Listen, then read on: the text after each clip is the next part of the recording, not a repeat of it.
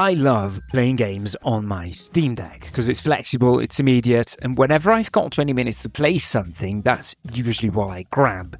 But since getting the Steam machine, I've become slightly obsessed with seeing those same games on the big screen. And not because I'm wondering whether the Steam machine is more powerful, because obviously it is. What I actually want to know is this: does playing my Steam Deck games on the Steam machine genuinely make them better? And by better, I don't just mean prettier, I mean more immersive, more enjoyable, and maybe even easier to play. So, I've picked 6 games I'm playing right now, and play them across both devices. Same Steam library, same saves when everything works, but 2 completely different ways to play.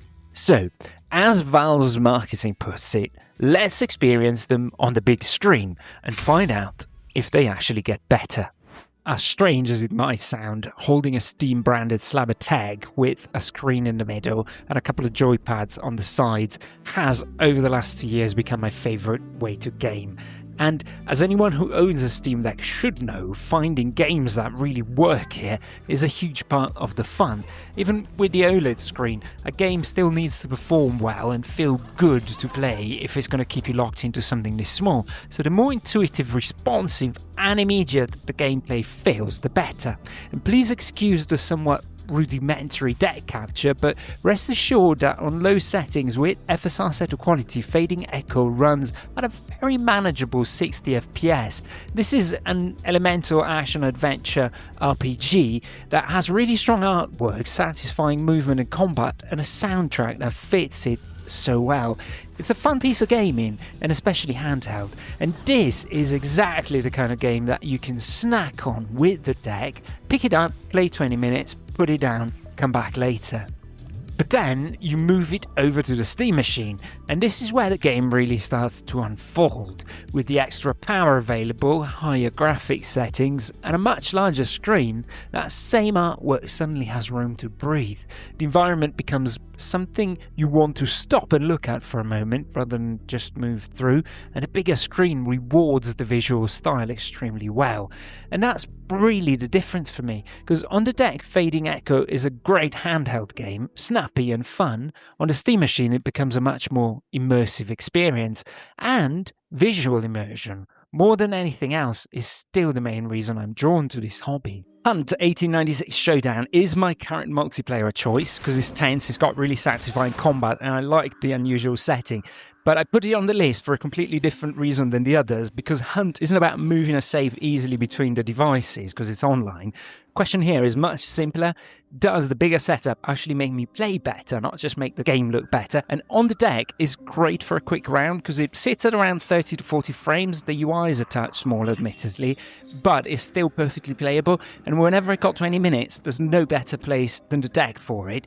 But on the machine, something changes, because it's not just that it looks better and holds a steady 60, it's that I can actually see people, because the draw distance means that I'm spotting a hunter across the swamp faster than I would on the deck. And that's the difference between the ambush and being the one ambushed. So the dynamics are excellent either way, and I'll happily take a deck round when time is short. But if I've got the choice, this one, I genuinely don't want to play handheld. I want every inch of that screen working for me. We get a complete change of mood here with this one, called DragonSword's Awakening, and we have a really bright, colourful fantasy open world to wander around in, and it's excellent on both devices. The deck runs it at mid-30s with FSR unbalanced, and it really suits that relaxed open world exploration very well. Sitting down on the machine, though, with the same settings, we're jumping into the hundreds, and if I want, I can actually push the graphics a lot higher. And the world just gets more detail, more distance, more presence, and exploring it becomes something that you want to lean into rather than just passing through, and it's really worth doing that.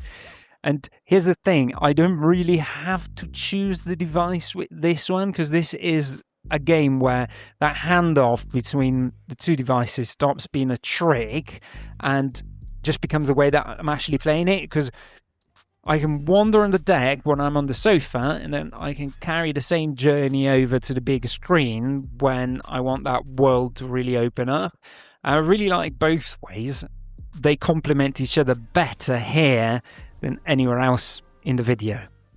Next up is one I have to call one of my absolute favourites. It's The Witcher 3. I did finish it on the PS5. I bought it again on Steam. I even bought it on the Switch too. So that's how much this game means to me and how much I enjoyed it. And I'll admit, I'm still amazed that we can run it on something like a handheld and at pretty low TDPs, at least on the Steam Deck. But it holds between 40 and 50 with genuinely decent graphics. So this is a game that, even though it deserves the big screen, you can still play handheld full. No apologies needed. Then I went and installed it on the Steam machine. I set the graphics properly, FSR on, and well, it's absolutely beautiful. And I genuinely wish I had a month to just do nothing but disappear into this world again. And I'd love to know if you played this one, and if it did hit you the way it did hit me, let me know down in the comments. And I'm not sure what that tells you about this video, but there you go. Even though it's not a masterpiece when it comes to story by any means, this one here, when it comes to gameplay, has to be one of my absolute favourites, because I love roaming around. I love taking down cartel narcos. I love the environment, the nature, the whole feel of this world. And this was actually one of the first games I ever played on deck, and I had already played it on the PS5 and loved it there. And it's a great one to pass time.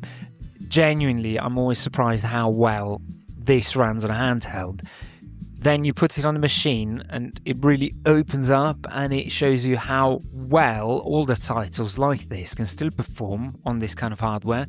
The graphics are maxed out, beautiful, the open world just spectacular, and the saves they carry across without a hitch. And that's actually where the split really shows for me, because on the deck I play this one to grind, to just knock out my objectives, chase completion. On the machine I play this one to enjoy it. So it's the same game, but two very different reasons to go and pick it up. In any case, excellent on both. And to close things off, we got Star Wars Jedi Fallen Order. I'm going to be honest that I'm very late to this party, and everyone told me that for years this is the Star Wars game. I just never got around to it. So it's not an old favourite, but it was something that I had ready for the Steam machine from day one. And I did start it briefly on the deck just to see how it plays, and it holds together, but you feel that the deck is working a little harder in places, but it's playable, and that's enough for me to actually want more, because when I tried it on the Steam machine I realised that this is where the game really shines, and this is where it got me, because the lighting, the framing, the whole camera work, the environments that were created here, and you can tell that this is of course a very big budget production, but this game is built for a screen that is big, for you to sit back from and really soak in these worlds and enjoy it. And well, here it is, and that's where it finally gets its big screen. Really great.